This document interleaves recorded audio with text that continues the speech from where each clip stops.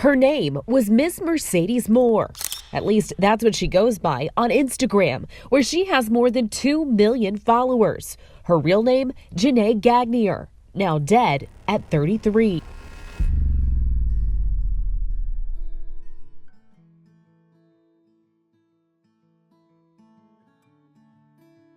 She was destined for fame. No one around her doubted this, as she had the talent and the looks to back it up. Unlike many whose dreams of fame fade into obscurity, her story was different. She was meant to shine, and shine she did. By the age of 33, she had amassed a huge following across Instagram, Facebook, Snapchat, and various adult social media platforms. Her influence also extended beyond these apps. She could be seen regularly mingling with the biggest names in the entertainment industry, having established a name for herself as a former stripper who had transitioned full-time into an influencer and model. Like many in her position, she believed that living in a gated community would offer her the security she needed against the dangers that people who are famous often face. But on Sunday, August 29, 2021, the world would know her sense of security was misguided. She was found lifeless on the floor of her apartment, a tragic discovery that sent shockwaves through those who knew her. This is the story of Janae Gagnier, known to the world as Miss Mercedes Moore. It is a story that serves as a reminder that in the world of fame, no one is ever truly safe. Speaking of staying safe, today's video is sponsored by Aura. Ever get one of those strange text messages from USPS saying they have a package for you? Click this link to confirm. USPS never sends those types of messages. That's spam from someone who has targeted you. They likely got your information from a data broker or a data leak on the dark web. Do you know how much of your personal information is hanging out online for people who want to target you like this? I'm talking about your full name, phone number, home address, email address, information about your relatives, and more. And data brokers, which are companies that are in the business of making money from your personal details, are selling your information to scammers, just like the scammers who sent that USPS text message to you. I've gotten those messages too. That's why I turned to Aura. I've been using Aura to protect myself from identity theft online. These days, it's no longer a question of whether your information gets into the wrong hands. It's a matter of when. And when it does, it can turn your life upside down. When both my mom and husband had their identity stolen, it was a wake-up call for me. When I did a little digging on my own information, I was shocked at how much detail was out there. It was alarming. Aura reaches out to the data brokers that have my information, and it actively takes steps to have it removed by automatically sending opt-out requests to them on my behalf. Aura uncovered more than 18 data brokers that were actively selling my personal information and alerted me that one of my email addresses was found on the dark web. Cleaning up my information not only helps to reduce the amount of spam I get, but it protects me from hackers like the ones sending that sneaky USPS text message who could use this information to access my personal accounts and sensitive information. But that's not all. With Aura, I also enjoy a suite of features like antivirus, VPN, password management, parental controls, identity theft insurance, and more. It's a breeze to set up, and the cherry on top, I get all these perks bundled together at one price that doesn't break the bank. Aura brings it all together into one solution. If you sign up through my link right now at aura.com/sleuthylucy, Aura will give you a 2-week free trial. For a more direct route, you can simply click the link in the description below. August 29th, 2021. It was cloudy on that fateful Sunday afternoon when Janae's father, Mark, had just returned from a rejuvenating 2-week fishing trip in Key West, one of the many he had taken over the years to clear his mind and recharge his spirit. Just as he was about to toss his bags aside and relish the moment of being back home, his phone started ringing. He glanced at the screen and felt a familiar jolt. His daughter, London, was calling. Any thought of letting the call go to voicemail vanished as a sense of urgency washed over him. He quickly answered, thinking London might be calling to confirm his return from the fishing trip. Upon placing the phone to his ear, he could hear London's voice trembling with fear, which made him feel that this wasn't a normal courtesy call. But just before he could ask her what was wrong, London had already blurted out what she had on her mind. She told him that, Janae's friends had been trying to reach her for days, all to no avail. During this period, she also hadn't updated her Instagram stories, something she did religiously, even when she was out on one of her many outings. As Mark and London continued their conversation, London mentioned that the last time she had spoken with Janae was 2 nights ago. They had FaceTimed on Janae's way back from a pool party that famous NBA star James Harden had thrown. London also confirmed that her sister had seemed fine and even happy throughout their talk. Mark clung to that detail like a lifeline after he had finished talking to London. It meant that Janae had been okay just a few days ago. He last spoke to her over a week ago when she texted, asking if he could stay with her for a few days after she moved into her new apartment. Her boyfriend wasn't going to be there for some time, and she was afraid of being alone. Her mother, Jana, had also planned to meet Janae's new boyfriend during a visit to Washington, D.C., before traveling to Houston to help her daughter decorate her new home. Thinking further about what might have happened, Mark concluded that Janae was probably just sleeping in, exhausted from a late night out. It wouldn't be the first time she'd done that. There had been days before when she hadn't answered her phone right away, and it had always turned out to be nothing. Mark then tried again to call Janae, but the call didn't go through. At this point, he began to feel an unsettling feeling gnawing at the edges of his thoughts. Something about this time felt different. After several other attempts to reach Janae, Mark decided it was best to head over to her place just a few miles from his own. He grabbed his keys and told his girlfriend, who was at home with him, that they needed to head to Janae's place right away. As Mark drove to the apartment, he kept glancing at his phone, hoping that Janae would call him before he arrived. However, throughout the short ride, he did not get a call. When he finally arrived, he pulled into the driveway and immediately noticed Janae's BMW parked neatly in the garage. A wave of relief washed over him for a moment, as the parked car made him feel like she was home. But the relief was fleeting, quickly replaced by a deep worry. If Janae was home, why was she not answering his calls? The question echoed in Mark's mind, twisting his stomach into knots as he rushed to the front door. At the door, Mark tried the doorknob, but it was locked. He knew it was out of character for Janae to lock her door and refuse to answer his call. Without thinking, he took a step back and kicked the door with all his might, as he was now definitely sure that something was wrong. The door flew open, and he stepped into the house quickly to begin searching for his daughter. However, a search was not needed, because close to the bottom of the staircase, Janae was lying unconscious and partially clothed. Janae Lynn Gagnier, affectionately known as Miss Mercedes Moore, was born in Houston, Texas on November 25, 1987, to her parents Mark and Jana. Raised in the Los Angeles area alongside her siblings, Janae was a true military brat. Her parents had both served in the military before settling down to open a restaurant after their marriage. From a young age, Janae had an entrepreneurial spirit. At just 12 years old, she started her first business braiding hair in her father's garage, with many of her family members as her first clients. Her love for fashion and beauty came naturally, and she embraced her feminine side from the start.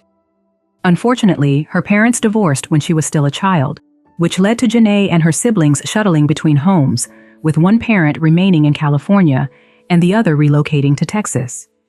The separation caused tension within the family, and Janae, like many kids dealing with such circumstances, occasionally acted out. High school wasn't easy, as she often found herself caught up in drama with other girls. After high school, Janae initially pursued college, enrolling in a dental assistant program. But it wasn't long before her life took a dramatic turn. She dropped out and moved to Las Vegas with her boyfriend, where her career aspirations shifted in a direction that would forever change her path. She took up work as a professional dancer at a strip club, adopting the name Mercedes Moore. Naturally, her parents were concerned about this sudden career shift, and it led to some tough conversations. Despite their concerns, they eventually came around, cautiously, once they saw that Janae was doing well financially. But for Janae, dancing was never the end goal.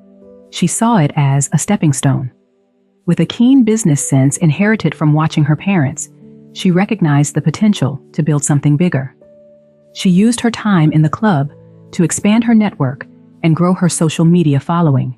She knew that if she leveraged social media properly, she could create a platform that would open doors for other ventures. Soon, her popularity soared on Snapchat, Twitter, and Instagram, where she amassed over 2.5 million followers. It wasn't uncommon to see her rubbing shoulders with celebrities like Travis Scott, Offset, Drake, and Cardi B, which only boosted her fame as an online model and influencer. Eventually, she left dancing behind altogether. Janae's digital footprint didn't stop at Instagram. She ventured into modeling on a popular subscription-based platform where she offered exclusive content, including explicit material, for a monthly fee. Her goal was always to turn her social media success into a business.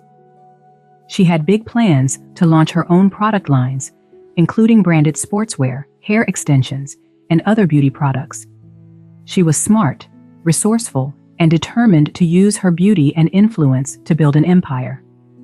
Though Janae's career as Miss Mercedes Moore was taking off, it wasn't without its challenges.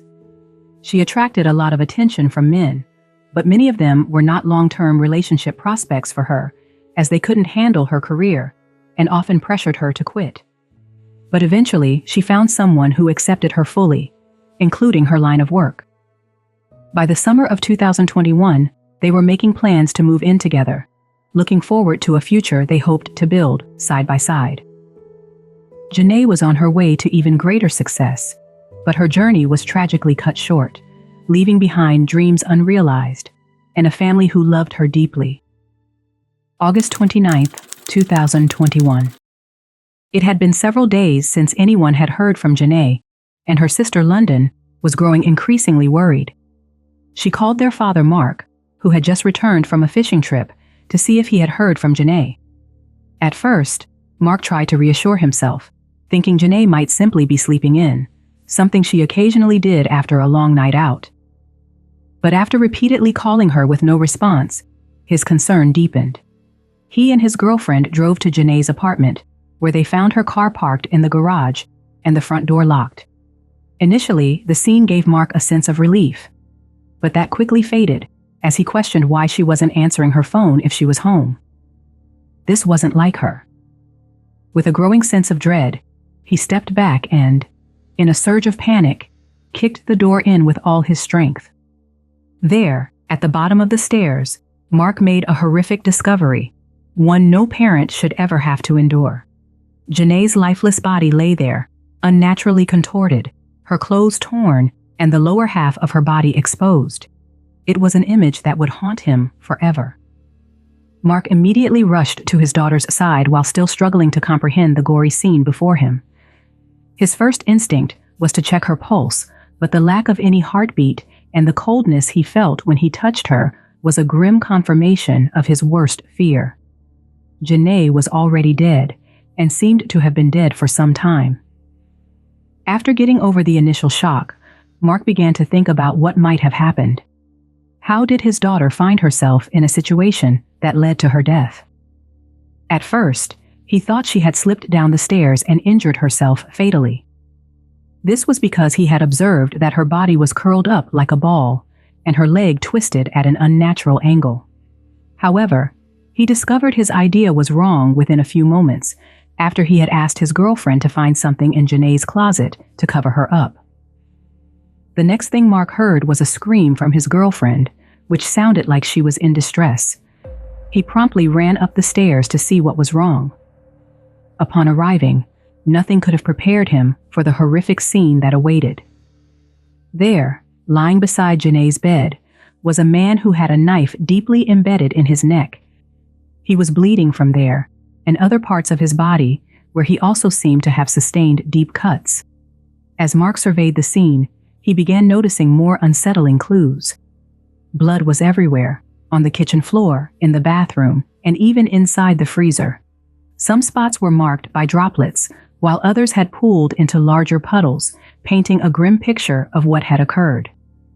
As Mark continued to absorb the scene, he discovered that the man responsible for all the blood was still breathing, though his condition was rapidly deteriorating. Given that Janae looked to have been dead for days, while this unknown man still seemed to be alive, Mark concluded that he must have plunged the knife into his neck after he heard the sound of the door being smashed in. At some point, he snapped out of his shock and blurted out several expletives at the man, one of which was, "What the fuck did you do?" Even though there was no response, it was clear to Mark that the man whom he could not identify was the reason his daughter was dead. Mark was instantly overwhelmed by a mixture of anger and sadness, anger that this man had taken his daughter's life, and sadness, knowing she had likely suffered before she died. Amid the chaos, Mark's eyes drifted to the apartment walls, where something off caught his attention. Several chilling messages were scrawled in what appeared to be Janae's lipstick. One read, "I should have stayed in Florida," alongside, "I wish I'd never loved her." The walls became a haunting canvas for his fractured thoughts. He had also scrawled, "I apologize to the landlord and the community, and I hurt a lot of people tonight." These phrases, written with a twisted sense of guilt, almost felt like a desperate confession, an acknowledgement of the wreckage he'd left behind. But they held no real weight against the brutality of his actions. His hollow apology was as empty as the room now felt. But perhaps the most shocking of all was the message, "I was used for money," with the word "used" dramatically underlined. Any lingering doubt Mark may have had about the violent nature of his daughter's death vanished the moment he saw those words. It confirmed what he feared most, that Janae hadn't died from some tragic accident, but had been brutally murdered. It was also a clear indication to him that something more was at play in her murder. The entire situation was so overwhelming for Mark and his girlfriend that it took him some time to contact the police. Unbeknownst to him, another concerned family member had already requested a welfare check on Janae, prompting a larger than usual police response to the scene.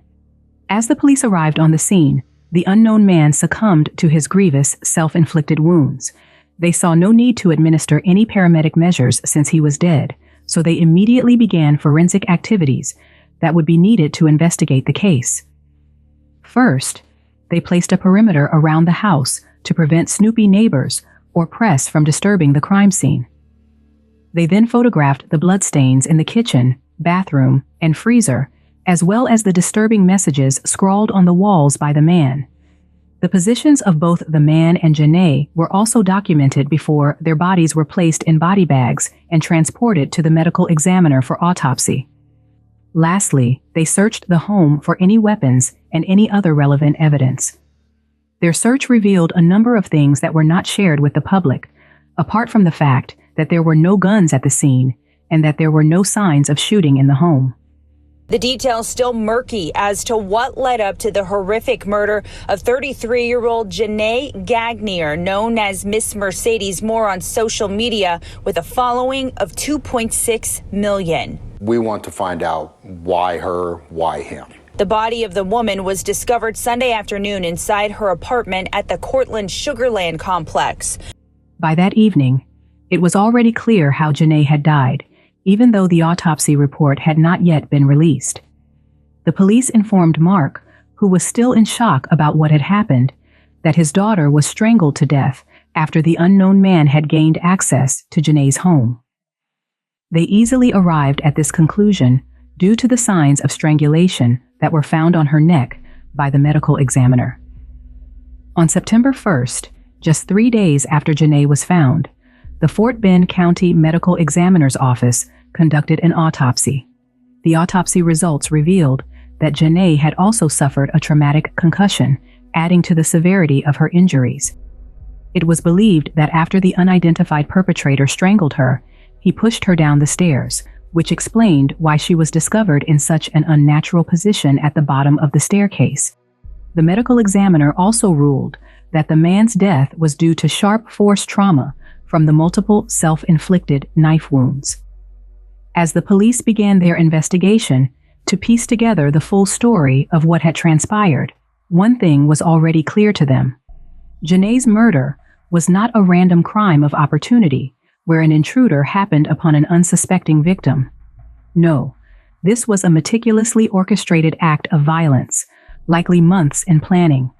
The chilling messages scrawled on the walls not only supported this theory, but also hinted that the killer's actions were fueled by a personal vendetta, suggesting he chose to kill her in an especially brutal manner. Before they could explore the possible motive behind the murder, investigators first had to determine how the killer had managed to gain access to the secured area where Janae's apartment was located. Janae's apartment was situated in the Cortland Sugarland complex, just outside Houston, near Richmond, Texas. Janae had chosen a one-bedroom unit, likely because she was living alone at the time, with plans for her boyfriend to join her later. This decision came with a monthly rent of around $1,500, significantly higher than the average for a one-bedroom apartment in the Houston area. The steep cost was largely due to the apartment being in a gated community, where residents were required to use a code for entry, adding an extra layer of security. This should have made it difficult for Janae's killer to gain access. Yet somehow, he managed to bypass these defenses and reach her apartment. If Janae had indeed left her front door unlocked, once inside the gated community, the killer could have easily entered her apartment. Investigators found no signs of forced entry, lending weight to this possibility. However, it also raised the unsettling question of whether Janae knew her killer and had willingly let him in. Another theory was that the killer might have been lying in wait in her garage, forcing her to open the door after returning from a late-night outing. Investigators considered all these scenarios as the most plausible explanations for how the killer gained access. Eventually, the mystery was unraveled when police reviewed security camera footage from the area, though the details of the footage were never shared with the public. While the detectives were investigating how the killer gained access to the apartment, they were simultaneously working to identify him. A photo taken at the crime scene was cross-referenced with their extensive databases. After some time, a match was found. The killer was identified as Kevin Alexander Acorto, a 34-year-old man from Florida. This revelation shocked detectives, as it confirmed that Kevin was not a local resident. It also meant he had traveled a considerable distance to reach Janae's apartment.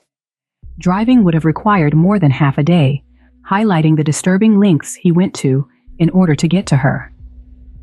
Another critical discovery from the database search was that Kevin had no prior criminal history and no restraining orders against him at the time of the crime. This clean record made his actions all the more baffling, leaving detectives perplexed as to why someone with no apparent criminal past would commit such a brutal and senseless act. Struggling with the increasing complexity of the case, detectives sought assistance from their counterparts in Florida to locate Kevin's home and question his relatives. A team of Florida investigators was dispatched to his last known address, tasked with gathering information about Kevin's relationships, habits, and any possible connections he might have had with Janae. Their goal was to uncover anything that could help explain his motive for the murder. When detectives arrived at Kevin's residence, they found a home that was neither lavish nor striking. It was a $500,000 property in Wellington, Florida, considered a solid investment in the area, but relatively ordinary given the market. While it reflected a comfortable, middle-class lifestyle, there was nothing particularly notable or extravagant about it. It was the kind of place that blended into the suburban surroundings, offering little indication of the dark, disturbing events tied to its owner. The detectives immediately conducted a thorough search of the home, but found nothing of value that could further the investigation.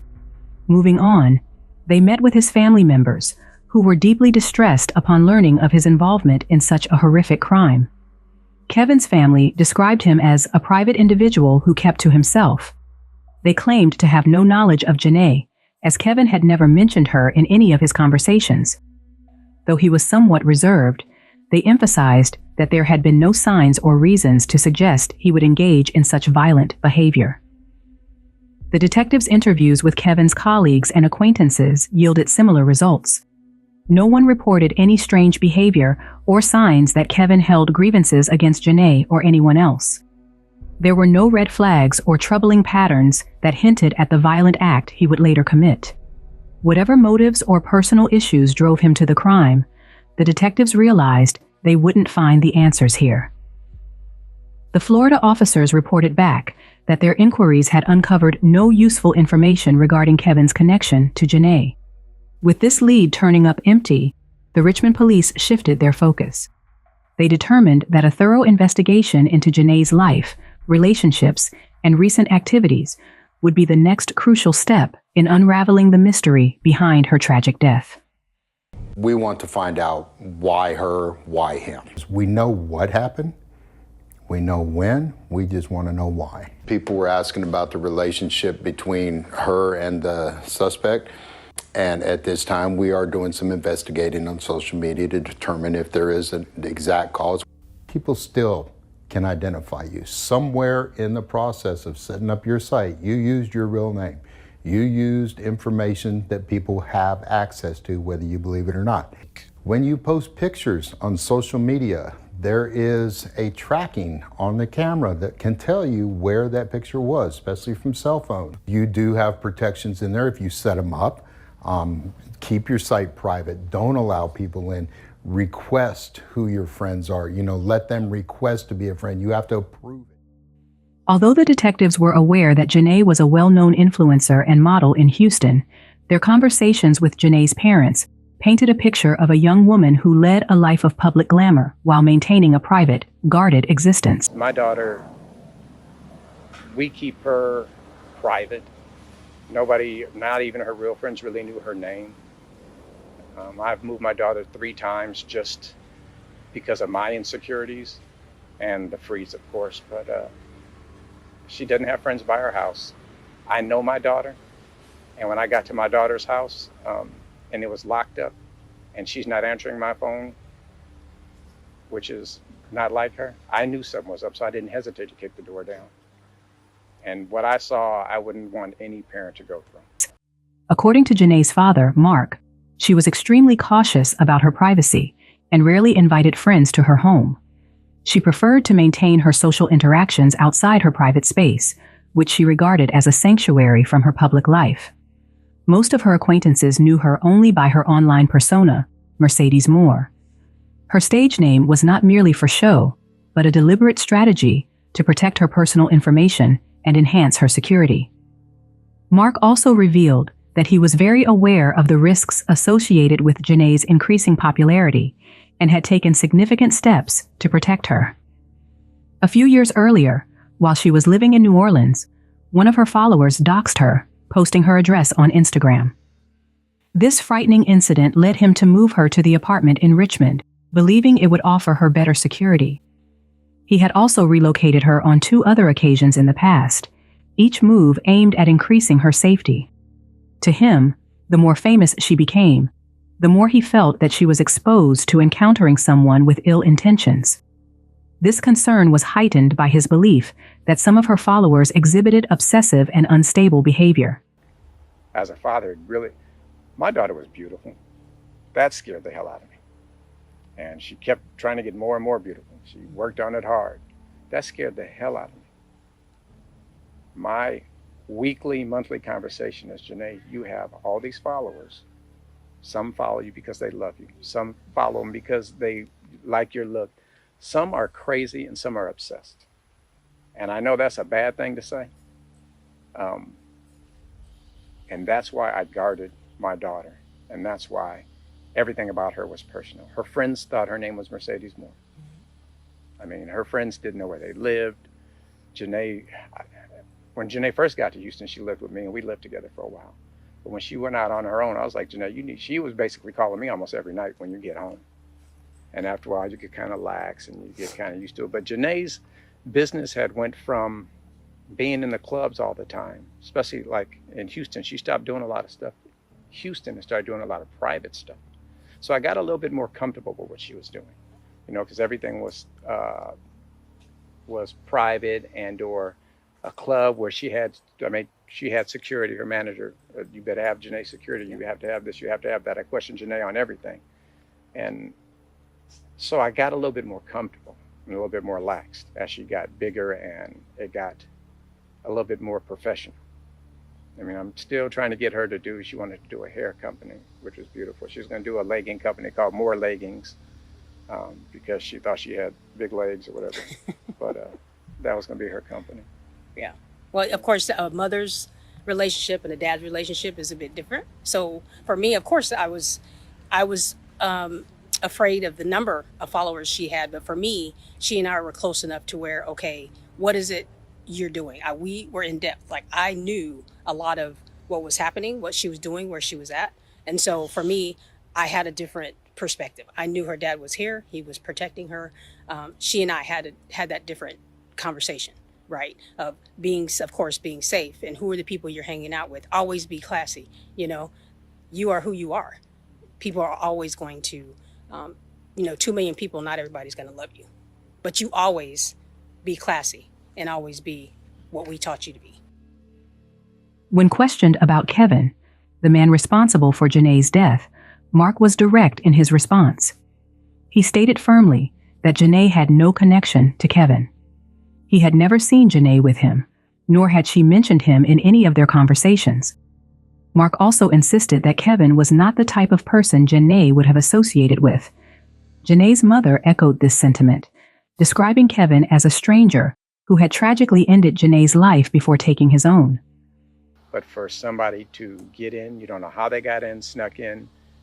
There wasn't no forced entry. How he got in, I know my daughter didn't let him in. The police say he probably entered through the garage, and I know she would leave her garage open sometimes after she came home. But since it was on a Saturday during the day where things kind of really happened, and I know that's it, because she talked to one of her friends, or text one of her friends at 11 o'clock. On Saturday. So he had to get in her garage sometime during that day. Then she tried to call back and Janae wouldn't answer. So it had to happen on Saturday. But for him to slide in and do what he did, his car was not parked in front of her place. His car was parked like 10 spaces down, where he could have just been looking, waiting for an opportune moment. And to know all that, I just try to keep my heart still and safe and still thinking that people are good. And it's hard to do right now. London, Janae's sister, offered further insights that echoed their parents' accounts. She described Janae as highly cautious, even paranoid about her safety, often worrying about small issues like a minor cut or feeling unwell. London emphasized that if Janae had ever felt she was in imminent danger, she would have immediately told someone and sought help without hesitation. She also revealed that Janae took numerous precautions to safeguard her privacy and safety online. For example, she rarely posted photos from her home and would wait until she had left a location before sharing content about being there.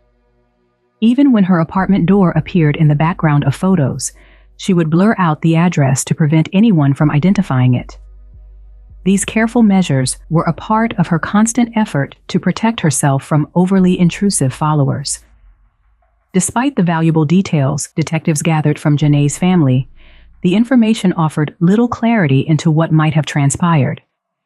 One certainty that did emerge, however, was that even if Janae had never met Kevin in person or knew of him, he was familiar with her. It was likely he had connected with her through her social media accounts, where he had been exposed to her public persona and may have developed an obsessive fixation. As a final effort, detectives initiated a social media search to determine whether Kevin had any accounts linked to or following Janae. The investigation revealed that Janae managed multiple social media profiles, including several Facebook accounts, as well as pages on Snapchat, Twitter, Instagram, and a specialized adult platform. While many of these were fan pages, it was confirmed that several accounts were directly managed by Janae. Most notably, this included an Instagram profile with over 2 million followers and an adult page where she charged subscribers $10 per month for exclusive, X-rated content.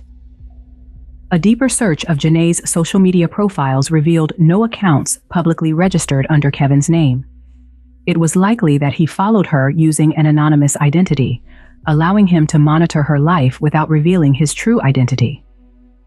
This made it impossible to confirm whether Kevin had ever communicated with Janae before the murder or if he had interacted with her in any way prior to the tragic event. Then, detectives uncovered a pivotal discovery that would change the course of the investigation, a breakthrough. A closer examination of Janae's social media profiles shed light on the disturbing messages Kevin had scrawled on her apartment walls. One inscription, where Kevin accused Janae of letting him believe she cared about him but wearing another man's ring, appeared to reference a specific Instagram post in which she proudly showcased a ring given to her by her boyfriend. Janae had been in a committed relationship with her boyfriend for some time, and they were on the verge of taking the next step in their relationship by moving into a new apartment together. This post, it seemed, triggered Kevin's obsessive and delusional jealousy, fueling his deadly actions. With this crucial connection made, detectives believed that the post showcasing the ring was likely a key trigger that pushed Kevin over the edge, driving him to commit the heinous act. Until then, Kevin had likely only seen pictures and videos of Janae partying or showing off her body, images he fixated on as his obsession deepened. However, seeing her share such an intimate detail about her personal life, a ring from another man, proved too much for him to bear, shattering the delusional fantasy he had built around her.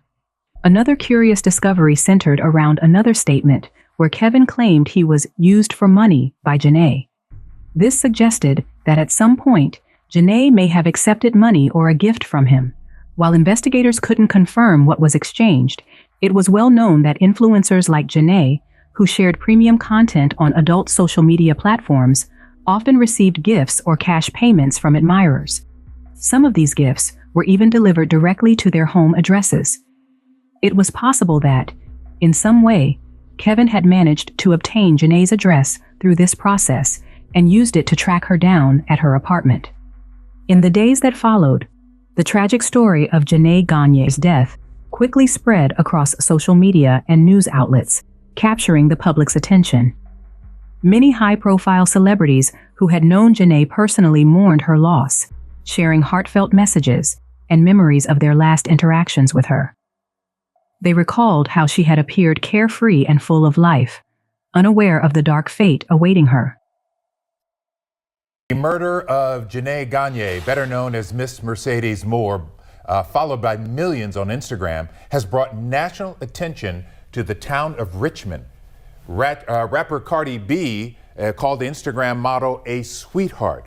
Janae was found strangled inside her apartment on Sunday, and the body of the man police say killed her was also in the apartment.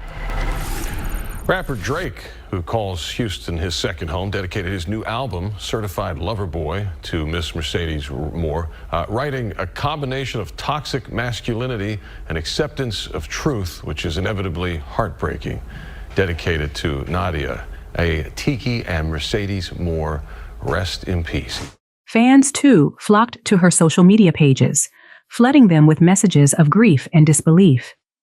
They expressed their sorrow, sharing how much she would be missed and reflecting on the cheerful persona she had portrayed online. However, as with most tragic incidents, misinformation about Janae's death began to spread rapidly. Some claimed she had died from a disease, while others suggested she had been robbed and killed by dancers who had set her up.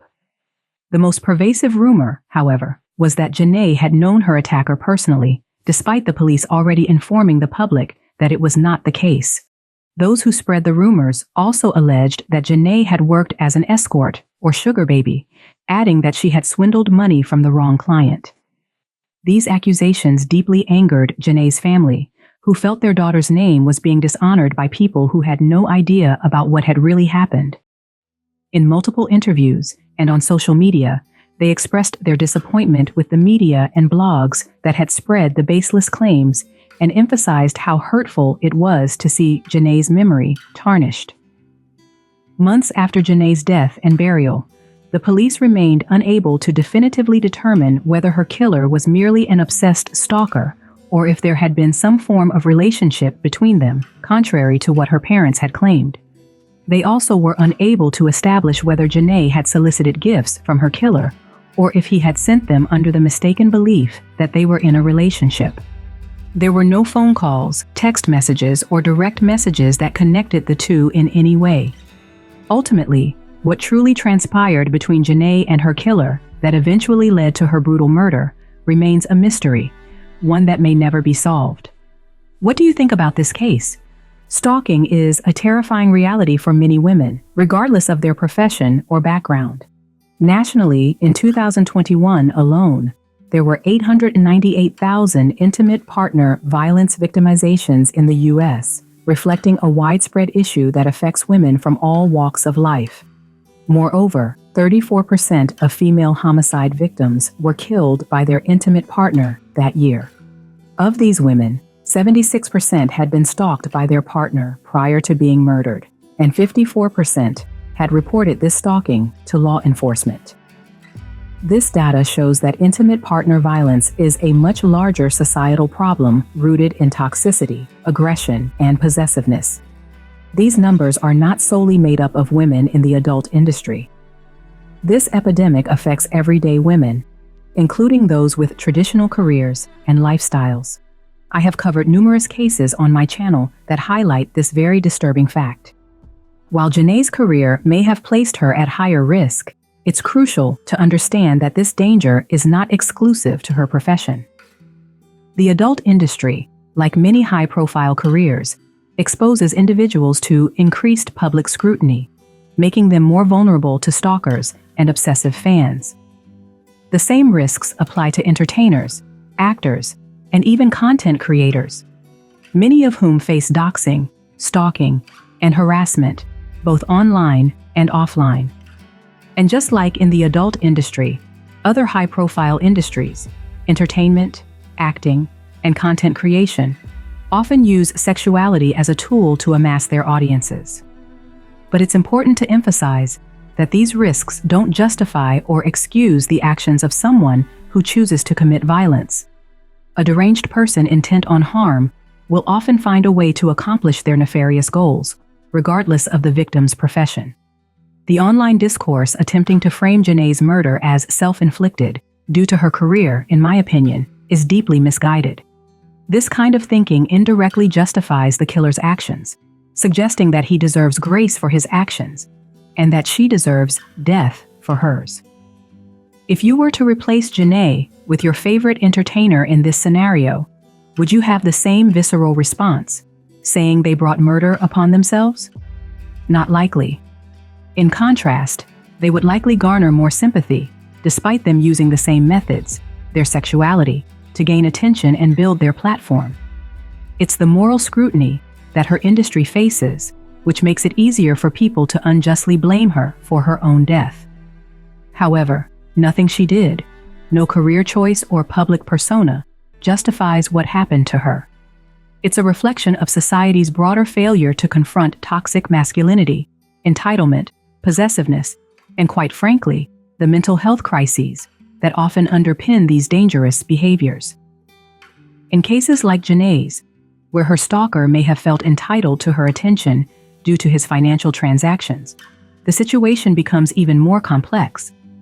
Her stalker likely believed that by patronizing her business, as many other admirers also had, he somehow purchased rights to her body, her affection, or even her love. In his twisted mind, he may have convinced himself that they were in a committed relationship. This deranged sense of entitlement to her life and affections lies at the heart of the problem.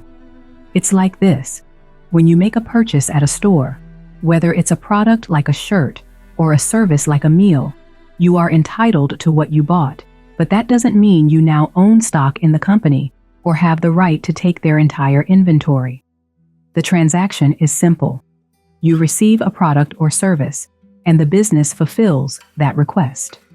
Even if Janae's relationship with her stalker turned out to be more than what her family initially believed, it still gave him no right to control her life, let alone take it. No matter the circumstances, her life was her own.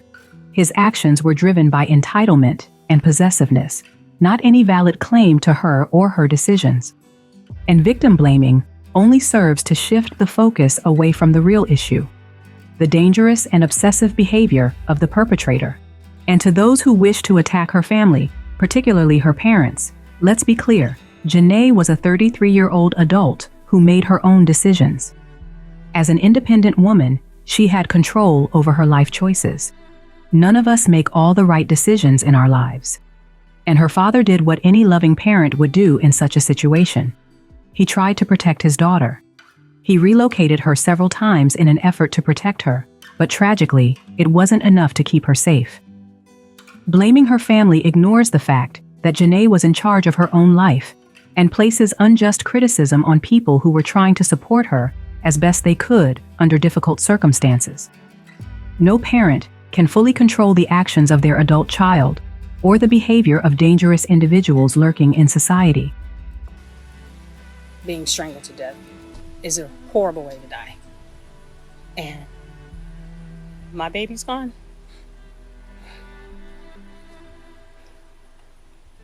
And it was horrible to even think about it. And I try not to think about it. We kind of never had a serious moment unless I was scolding her about almost everything. Because that's just our relationship. Everything was fun with us. I mean, Janae was just a joy. Yeah. She was a beautiful kid. I mean, she looks just like me. No. She's a beautiful kid. I mean, she was just my baby. That's my first. And I love all my children. But she was just a joy to have around at all times. I love her, and I miss her, and I'm going to miss her in London being together. I really am. She was so famous in her world and so loved in our world that for this to happen and we don't find out 2 days later just saddens me so bad. Yeah. Because I thought I watched my daughter well. I thought that, I was there for her all the time.